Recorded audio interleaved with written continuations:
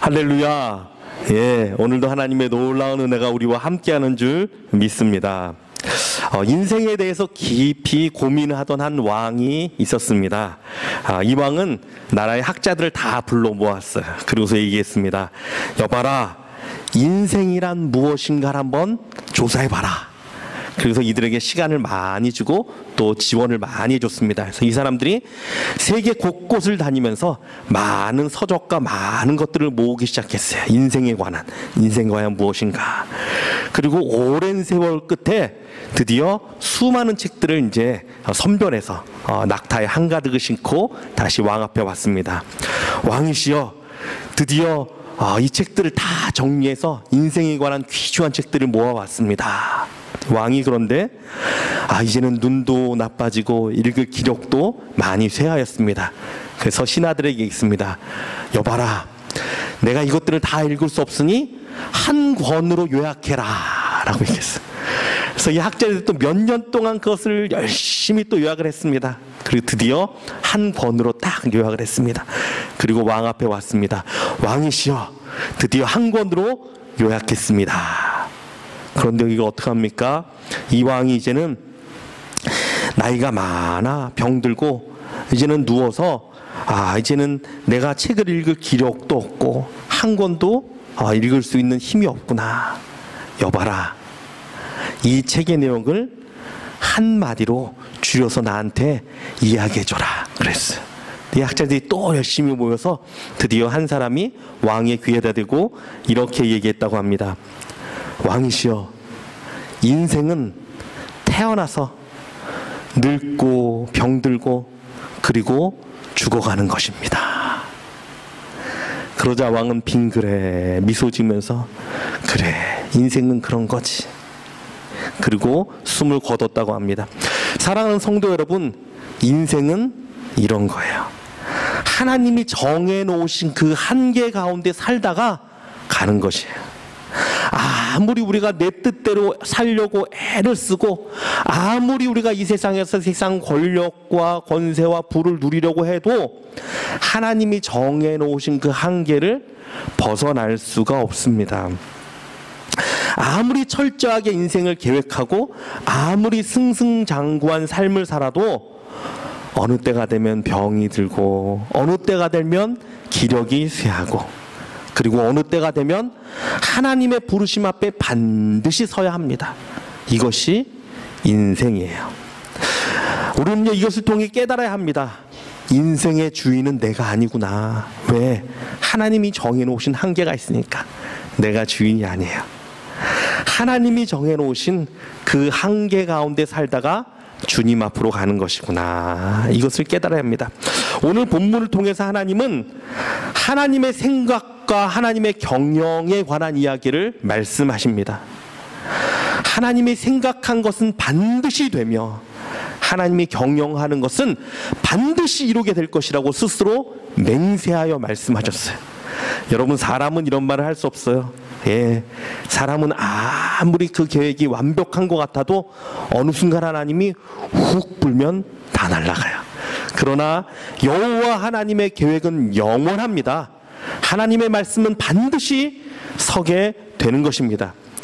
그렇다면 여러분, 하나님이 이렇게까지 맹세하시면서 이야기하시는 이유가 무엇일까요? 사람들은 이런 이야기를 할 때 자신을 높이거나 자신을 자랑하기 위해서 합니다. 내가 생각한 건 반드시 돼. 내가 계획해서 실패한 건 없어. 사람들은 이렇게 자기를 높이기 위해서 말을 해요. 그러나 하나님은요, 그럴 이유가 없으신 분이시죠. 하나님은 모든 권세를 가지신 분이니까 우리 앞에서 우리 자기를 높이려고 할 필요가 없습니다. 하나님이 이 말씀을 우리에게 주시는 이유는 바로 우리로 하여금 하나님의 생각을 붙들고 하나님의 경영 가운데 서라고 말씀하시는 거예요. 내 생각은 좌절되고 쉽게 낙심에 빠질 수 있지만 하나님의 생각을 붙들면 결코 좌절하지 않습니다. 결코 낙심하지 않습니다. 또한 하나님의 경영, 하나님의 계획 가운데 우리가 쓰면 실패하지 않습니다. 하나님의 놀라운 능력을 얻게 되는 것입니다. 바로 이 능력의 하나님을 붙들라는 것입니다. 반드시 되는 하나님의 생각을 내가 붙들고 반드시 이루어지는 하나님의 경영 한가운데 내가 서라는 것이 얼마나 귀한 초대입니까? 자, 그렇다면 이러한 하나님의 생각과 경영은 과연 무엇인가? 한 세 가지 정도로 우리가 나누고자 합니다. 첫 번째, 하나님의 생각은 나를 향한 끝없는 사랑이에요. 나를 향한 끝없는 사랑이에요. 여러분, 하나님이 과연 무슨 생각을 하고 계실까? 여러분 생각해 본 적 있습니까? 도대체 하나님은 무슨 생각을 하고 사시지? 어떤 생각을 하시지? 우리는요 진짜 생각할 게 많지 않습니까? 먹고 살 것 생각해야죠. 자녀가 있는 분은 자녀 생각해야죠. 건강 생각해야죠. 친구들 생각해야죠. 하다못해 오늘 뭘 먹을까? 뭘 입고 교회 갈까? 생각해야죠. 이것뿐이니까 학생들은 성적 생각해야죠. 진학 생각해야죠. 정말 우리는요 수없이 많은 생각 가운데 살고 있습니다. 그런데 하나님도 과연 그러실까요? 지구는 잘 돌아가나? 걱정하시고, 태양이 식지 않나? 이거 태양이 너무 뜨거운 건 아니야? 예, 온도 조절하라 바쁘시고, 성부, 성자, 성령 이 하나님이 서로 다투기도 했다가 화해됐다가 이러지 않으시죠, 하나님은요. 예. 전능하시고 완전하신 하나님은 이런 것들은요 생각할 거리도 되지 않습니다. 하나님의 말씀과 명령에 온 세상 만물들은 순종하여 최선을 다해 복종합니다. 하나님의 그 지혜와 명철대로 모든 만물들은요 질서 있게 움직이며 하나님의 완전한 사랑과 겸손은 성부, 성자, 성령님의 완벽한 하나됨과 동역하심으로 일하시는 분이에요. 그렇다면 하나님이 평소 생각하시고 고민하시는 것은 과연 무엇일까요? 두말할 것 없죠. 여러분도 아시죠? 하나님의 거룩한 형상을 따라 창조된 우리들을 향한 생각으로 하나님은 가득 차 있어요. 저와 여러분을 생각하는 것으로 가득 차 있어요. 그래서 누가복음 12장 7절 말씀을 보면 하나님은 우리의 머리털까지 세신 바 되신다고 하셨죠. 제가 오늘 아침에 샤워를 하고 머리를 감는데 머리털이 좀 많이 빠지더라고요. 하나님은 다 알 거예요. 몇 개나 빠졌는지. 예. 이 말은 무엇입니까? 하나님은요 우리에 대해 관심을 가지세요. 우리에 대해 작은 것, 우리의 몸짓 하나, 우리의 표정 하나, 우리의 말 한마디도요 하나님은 귀중히 보시고 관심을 갖고 사랑하시는 분이라는 것이죠.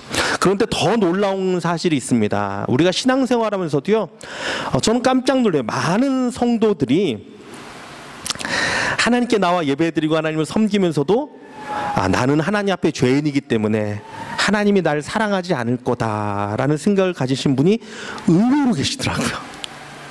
하나님이 나에게 진짜 관심과 사랑과 나를 향한 선한 계획들을 갖고 계시다는 것을 정말 믿지 못하고 사는 분들도요 의외로 계신 걸 보고 제가 깜짝 놀랐어요.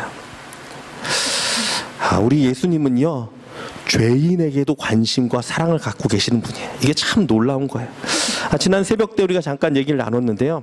하나님이 여러분 가운데 항상 계십니까? 여러분 안에 항상 계십니까? 예, 그 이유가 뭐죠? 예, 새벽에 나오신 분은 말씀드려서 아시죠? 그 이유가 뭐죠?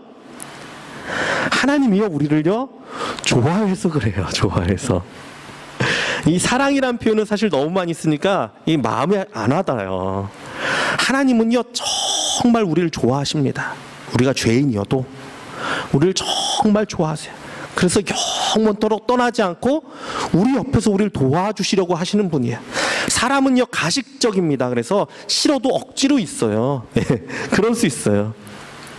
근데 하나님을 그렇게 생각하지 마십시오. 그냥 싫은데 정말 얘는 정말 정 떨어지고 싫은데 내가 약속했으니까 그냥 같이 있는다 이런 분이 아니죠. 진짜 우리를 좋아하세요. 나를 너무 좋아하세요. 그래서 영원토록 떠나지 않아요. 자, 그 예를 몇 가지 들어볼게요. 누가복음 19장에는 삭개오라는 사람이 나옵니다. 이 삭개오는 누구였습니까? 세리장이었어요. 쉽게 말하면 그 당시에 많은 사람은요 이 세리를 어떻게 생각했냐면 나라를 팔아먹는 매국노라고 생각을 했습니다. 그것도 그럴 것이 세금을 유대에서 걷어서 로마에 바쳐던 사람들이니까요. 그리고 이 세리들은요, 돈을 많이 갈취했습니다. 그래서 돈이 많았어요. 그러니까 이렇게 보면요, 이 세리장이었던 삭개오는 물질에 눈이 멀은 사람이에요. 사실은요, 그냥 물질의 모든 것을 팔았던 사람이에요. 그래서 당시의 기록을 보면 유대인들이 세리한테는요, 자기 딸을 주지 않았습니다. 유대인으로 인정도 안 했습니다. 회당에 나와서 예배 드리는 것도 못하게 했어요. 우리 동족이 아니라는 거죠. 그런 대우를 받았던 사람이 이 세리예요. 그 중에 세리의 우두머리였던 이 삭개오. 예수님이 오신다는 소식에 그가 나무 위에 올라갔습니다. 그럼 예수님이 삭개오를 보셨어요. 근데 놀라운 사실은요, 예수님이 삭개오를 보고, 야, 거기 그 나무 위에 올라가 있는 너 그래 너 이름 뭐니? 라고 묻지 않으셨어요. 예수님은요, 정확하게 삭개오의 이름을 알고 계셨어요. 삭개오야, 내려와라. 내가 너의 집에 오늘 유하여야 하겠다 말씀하셨어요. 무슨 말인 줄 아십니까? 예수님은요, 삭개오가 죄인임에도 불구하고 삭개오에게 관심이 있으셨어요. 사랑이 있으셨어요. 그에 대해 알고 계셨어요. 이게 삭개오의 마음을 흔들었어요. 아니, 정말 나 같은 죄인, 나같이 온 유대인들도 나를 무시하고 멸시하고 나를 생각하지 않는데, 아니, 저 거룩한 분이 내 이름을 알고 나를 부르시고 나의 집에 오시려고 하시다니. 이게 삭개오가 변화된 포인트예요. 또 우리 나다나엘이라는 사람이 있죠. 요한복음 1장에 나오는 나다나엘. 이 사람은요, 빌립이 전도했을 때 뭐라고 얘기했냐면, 나사렛에서 선한 것이 나올 수 있겠느냐. 아유, 그 동네에서 무슨 선한 것이 나오겠어. 예수님에 대해서 아주 하찮게 표현한 사람이 나다나엘이었어요. 근데 이 나다나엘이 예수님을 만났습니다. 예수님이 나다나엘 보고 말씀하시는 게, 내가 너가 무화과 나무 있을 때 너를 보았다라고 말씀하셨어요. 아마 그의 마음이 철렁했을 거예요. 아니, 그럼 내가 말하는 것도 들었겠네. 그렇죠. 근데 예수님이 말씀하십니다. 이는 참 이스라엘 사람이다. 그 속에 간사한 것이 없다. 오히려 나다나엘을요, 칭찬해주고 세워주십니다. 어떻게 보면 나다나엘은 지금 끝났다. 아이고, 이분이 날 알면 어떡하나 하는데 오히려 자기를 이렇게 인정해주고 사랑해주세요. 여러분, 이게 무엇입니까? 우리 예수님, 우리 하나님은요, 어떠한 죄인이라도요, 진짜 사랑하십니다. 더군다나 저와 여러분 같은 예수 그리스도의 보혈로 언약 가운데 있는 자는요, 아무리 실수하고 아무리 죄 가운데 있어도요, 정말 우리를 사랑하세요. 우리랑 그 선한 사랑의 생각이 있습니다. 자, 그래서 다윗은 시편 40편 5절에 우리 이거 본문 잠깐 접어놓고 본문 접어놓고 이 말씀 한번 찾아볼까요? 시편 40편 5절 말씀, 참 좋은 말씀이에요. 시편 40편 5절 말씀입니다. 다윗이라는 사람이 정말 다윗 될 수 있었던 건요, 이러한 마음이 있어서 그래요. 시편 40편 5절 말씀.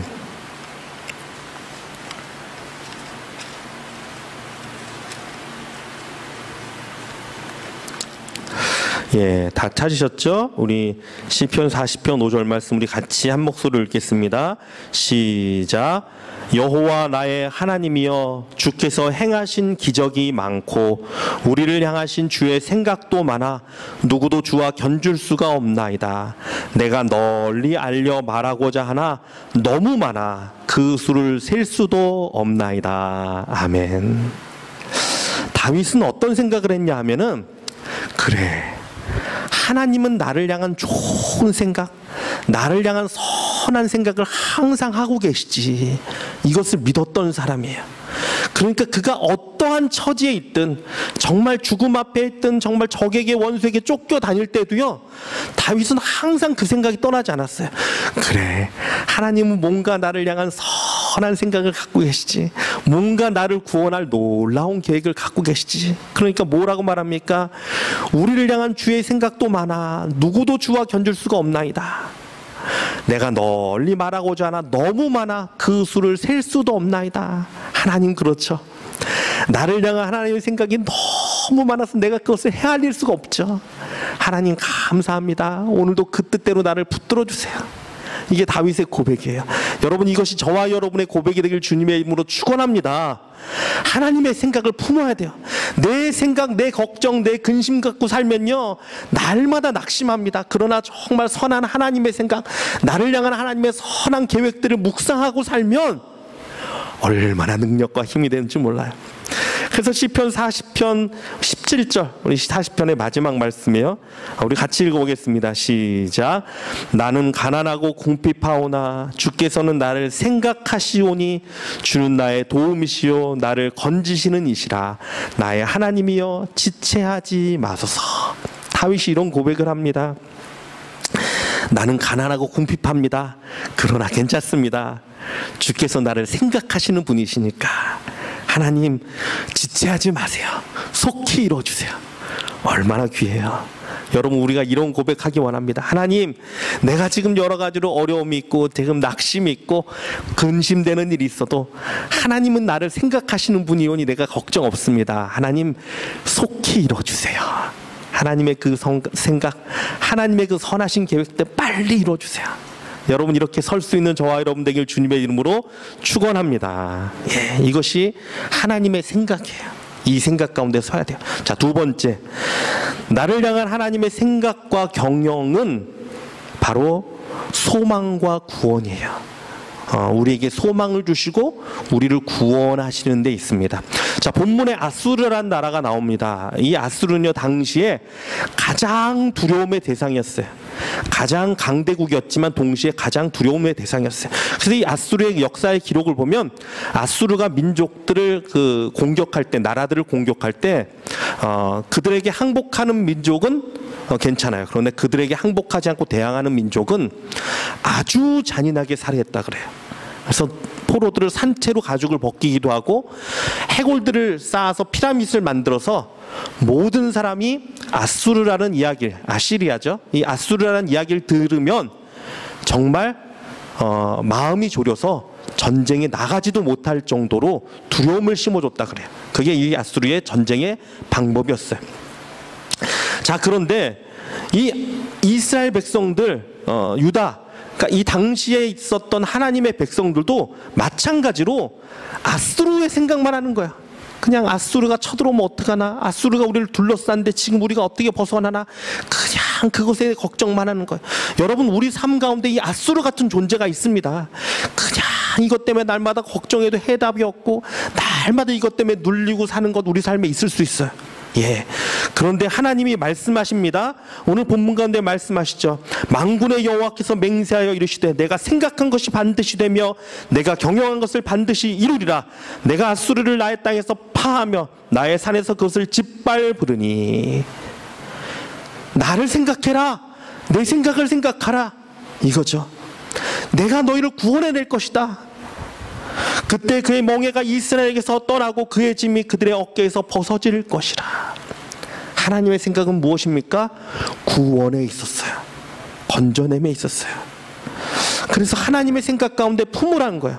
여러분, 하나님의 생각은 언제나 우리에게 소망을 주시고 희망을 주십니다. 예.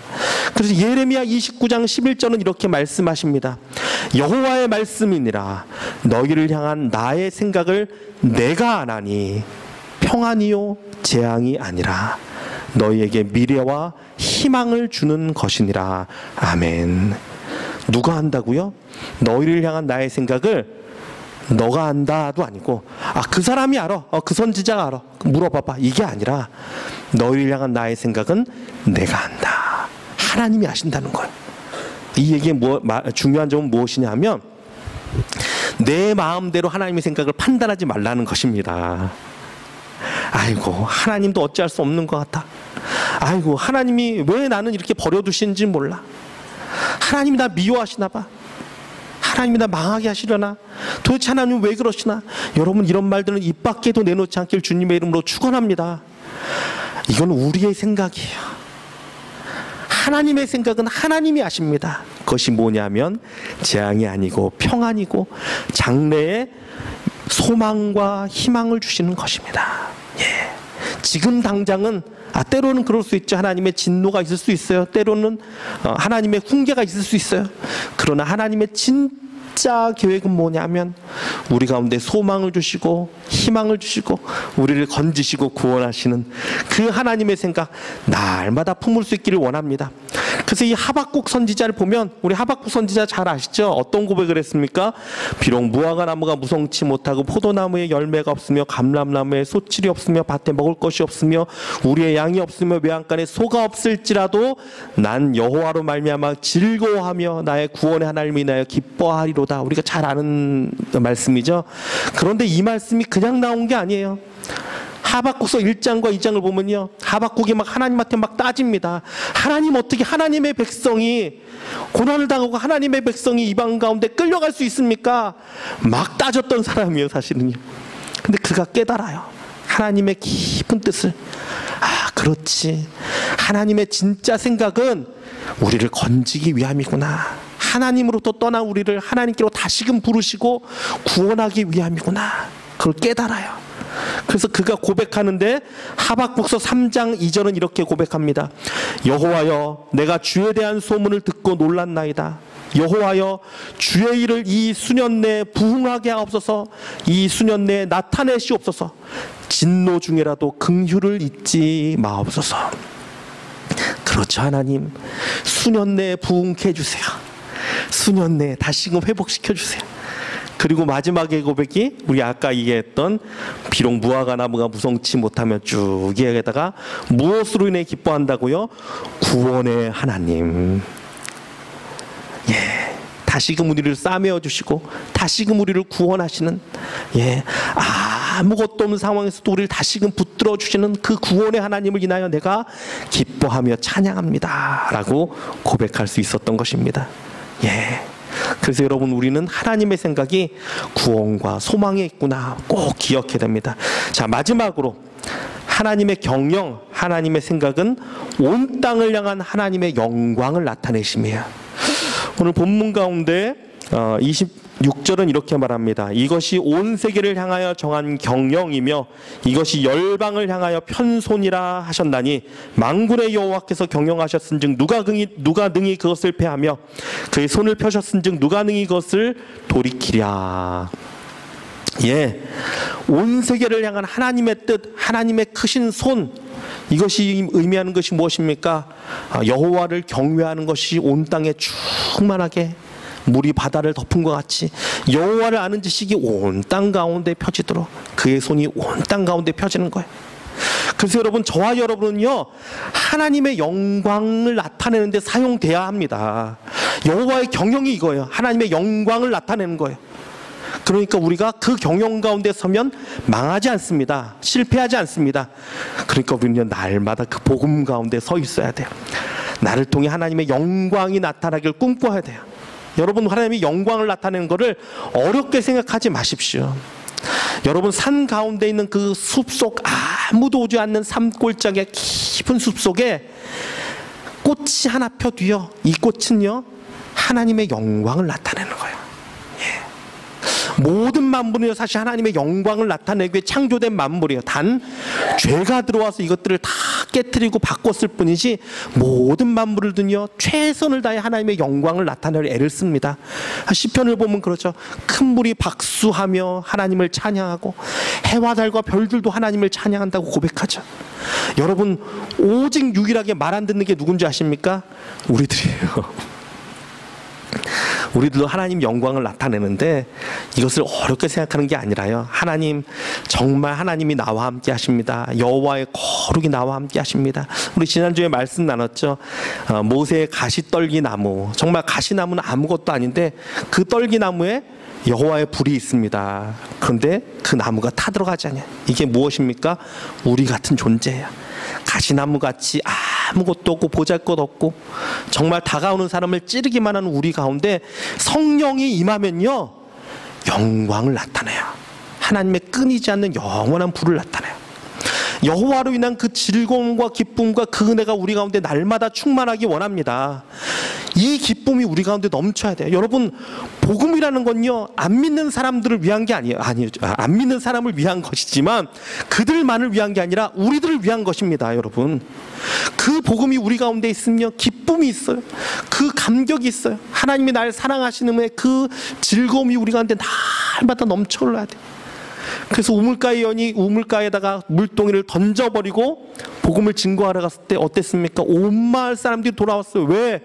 이 여인은 즐거움이 있었어요. 기쁨이 있었어요. 세상이 알지 못하는 권합니다. 우리 가운데 지난주에 이제 우리 교회 결혼하는 우리 자매가 한 분이 있어서 제가 그 자매랑 또 형제랑 또 한번 만나서 축복을 해주기 위해서 LA 나갔어요. 지난주에 만났습니다. 그래서 제가 만나서 이제 얘기하면서 그런 얘기를 해줬어요. 결혼하면은 지금은 정말 좋아 죽을 것 같지만 결혼해서 살다 보면 서로 안 맞는 부분도 있고 또 힘든 부분도 있고 어려운 부분들도 하나 둘씩 생긴다고. 그래서 여러분이 아니죠. 그래서 자매한테 얘기할 때 그래서 정말 가정에서 사랑을 생각할 때 서로만 바라보지 말라고, 진짜 하나님의 사랑 가운데 거해야 된다고. 요한일서 말씀을 나누면서 얘기했어요. 내가 진짜 하나님의 사랑 가운데 거하고 하나님의 그 은혜를 충만히 누리면 정말 사랑스러워진다고. 진짜 넓은 마음으로 품을 수가 있다고. 이게 진짜 내가 목사니까 하는 이야기가 아니라 내가 정말 누리는 거고, 내가 정말 기쁨이 있는 거고, 내가 정말 이것에 대한 그 비밀이 있어서 얘기하는 거라고. 정말 제가 그걸 느끼고 있어요. 예. 제가 목회를 하면서도 정말 처음엔 몰랐어요. 근데 진짜 그것이 얼마나 귀한지 알게 됐어요. 내가 하나님의 사랑을 날마다 묵상하고, 그래, 내가 정말 하나님 앞에 은혜 받은 사람이지, 하나님의 사랑과 기름 부음이 날마다 나이겠지, 이걸 충만히 누리면요 진짜 달라져 보여요. 우리 아내도 우리 딸도 우리 자녀들.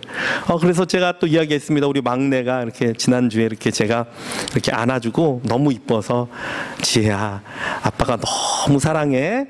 우리 지혜가 아빠 따른 거 너무 고마워. 아빠 따라서 너무 고마워. 이렇게 막 얘기해 줬어요. 그랬더니 이 지혜가 또 엄마한테 가서 그랬대요. 엄마, 난 참 행복한 것 같아. 왜? 그랬더니 우리 가족이 날 너무 사랑하고 너무 좋아하는 것 같아서 난 참 행복해. 그러더래요. 예. 초등학교 3학년짜리인데. 여러분, 진짜 사랑받는 사람은요 달라집니다. 저와 여러분이 하나님으로부터 사랑을 누려야 돼요. 이게 복음이에요.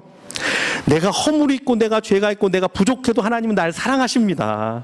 정말 나를 정말 기뻐서 어쩔 줄을 몰라 하십니다. 정말 이 사랑 가운데 날마다 거하십시오. 그러면요 내가 달라져요. 그러면 내가 대하는 사람들이 달라져 보여요. 가정도 바뀌어요. 예, 내가 있는 곳도 바뀌어. 제가 이 얘기를 쭉 전달하고 그리고 돌아서 이제 집에 오면서 운전을 하는데 마음에 너무 기뻐요. 뭐가 기쁘냐면, 하나님 감사합니다. 이 하나님이 내게 있으니까 내가 정말 이걸 전할 수 있는 게 너무 기쁩니다. 정말 이 생명과 이 기쁨과 이 구원이 나한테 있어서 이걸 자신 있게 전할 수 있는 게 너무 감사합니다. 그러고 왔어요. 사랑하는 성도 여러분, 이 기쁨, 이 즐거움이 날마다 있기 원합니다. 이 복음 가운데 날마다 서는 자가 되기 원합니다. 그러면 실패하지 않습니다. 하나님의 능력이 우리를 붙드실 줄 믿습니다. 마지막 정리해 드리겠습니다. 나를 향한 하나님의 끝없는 사랑의 마음을 여십시오. 이것이 첫 번째였어요. 예, 하나님의 생각은 나를 향한 사랑이었다 그랬죠. 두 번째, 나를 향한 하나님의 구원과 소망. 하나님의 생각은 재앙이 아니라 소망과 구원이야. 그래, 나를 향한 하나님의 생각은 구원이지. 잊지 마십시오. 세 번째, 하나님의 영광을 위해서 내가 살아야지. 여러분, 이렇게 사는 저와 여러분 되길 주님의 이름으로 축원합니다.